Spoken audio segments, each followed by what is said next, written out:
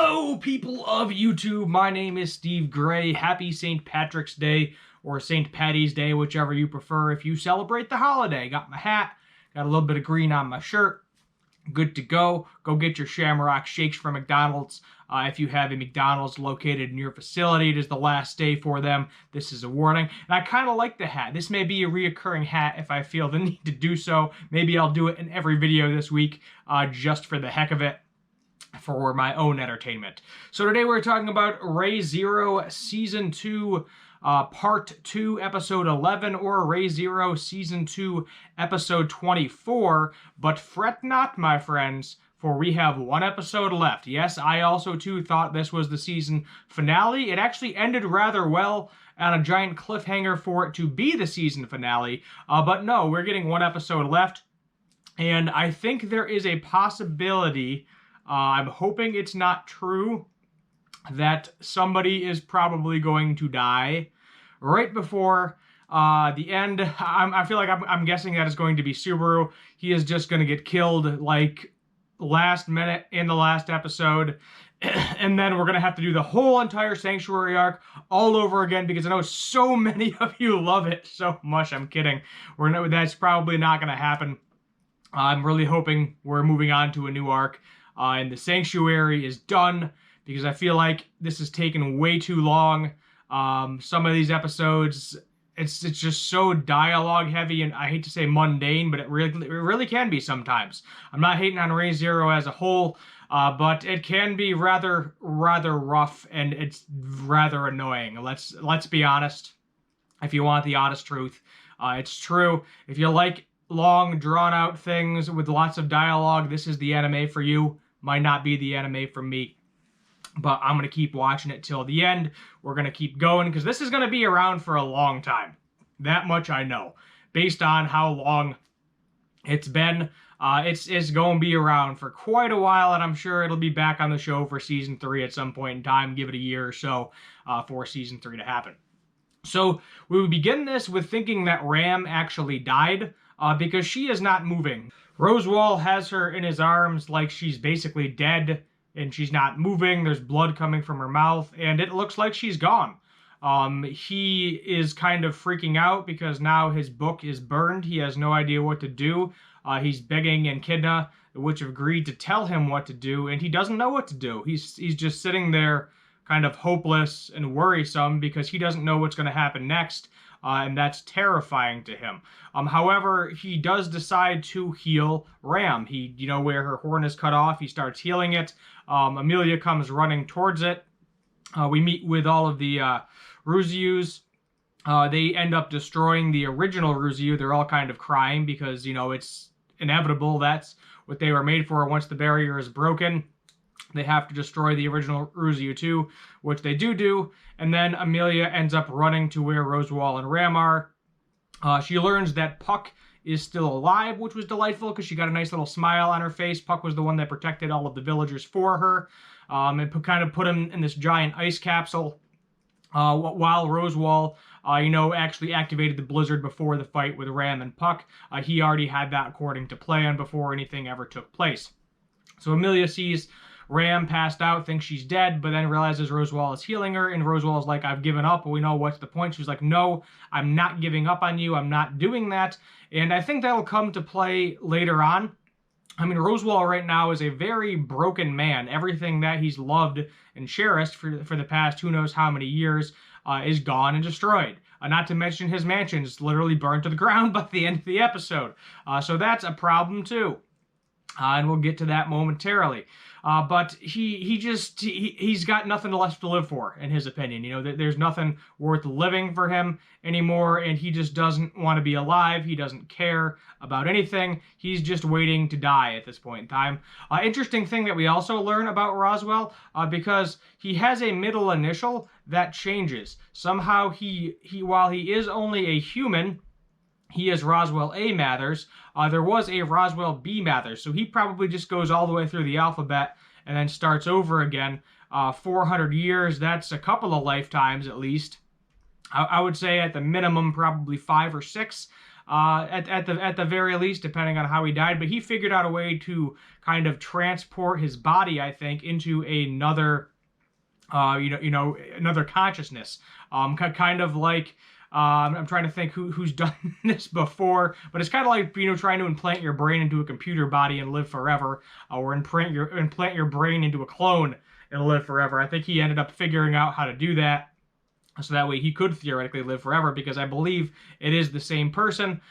They have all the same memories, and either that or somehow just has the ability to transfer his consciousness into another person. I'm like kind of like Orochimaru to a certain extent, takes over their body. I'm not exactly sure how he does that, but we got to see another version of him talking to Beatrice.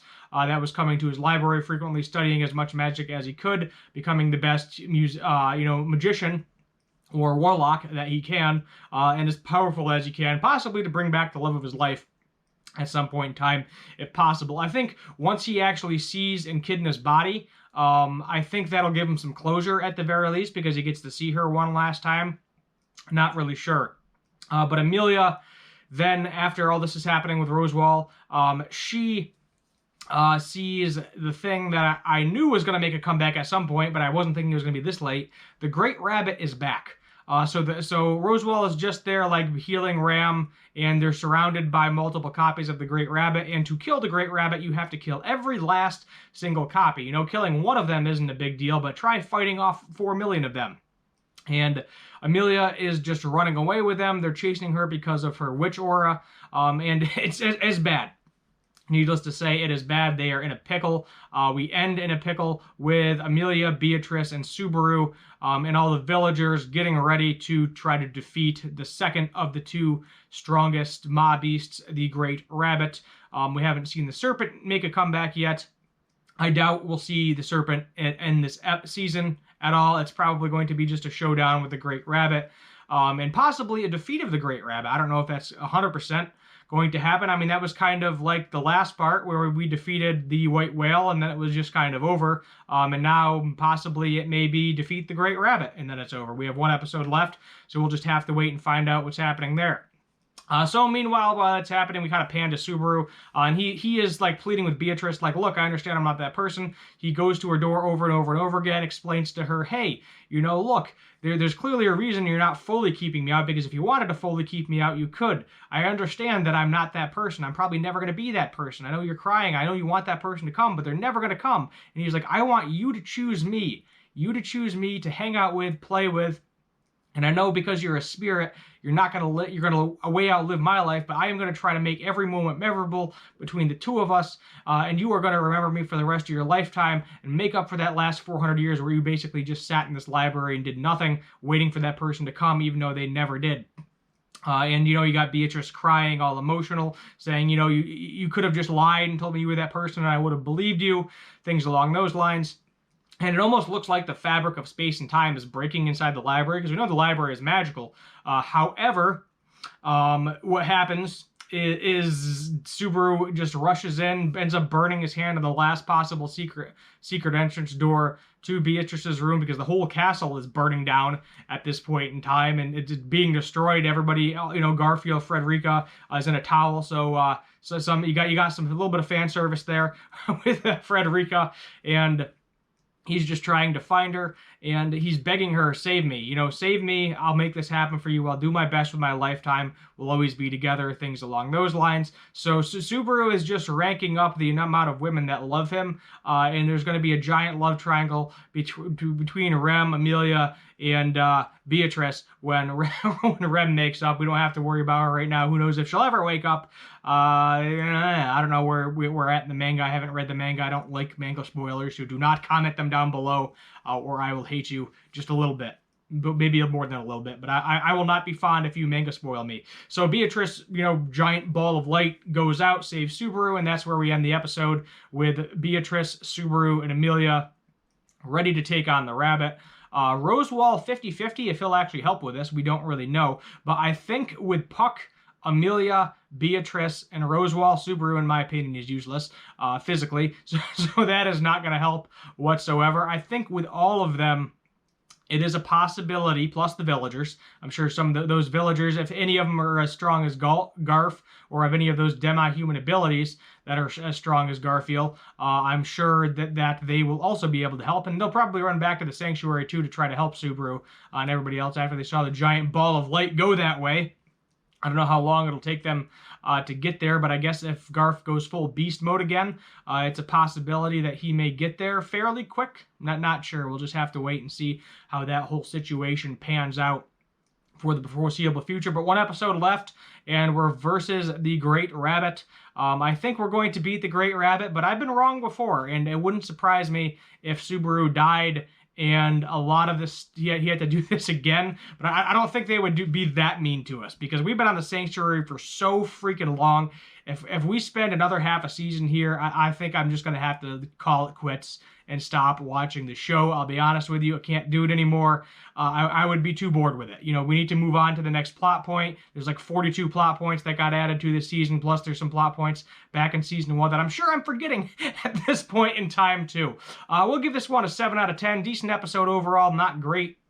Could have been a little bit better for the second to last episode, but hopefully the last episode wraps everything up beautifully, and you're getting ended on a cliffhanger. I hate to tell you that. It's happening. There's nothing we can do about it. It happened last season. It happened with part 2. We're getting left with the cliffhanger, and you're going to have to read the manga if you want to figure out what happens next.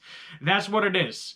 Let me know what you think in the comments down below. Hit that subscribe button, turn on that notification bell. Thank you for watching, and as always, have a good one, and happy St. Patrick's Day yet again.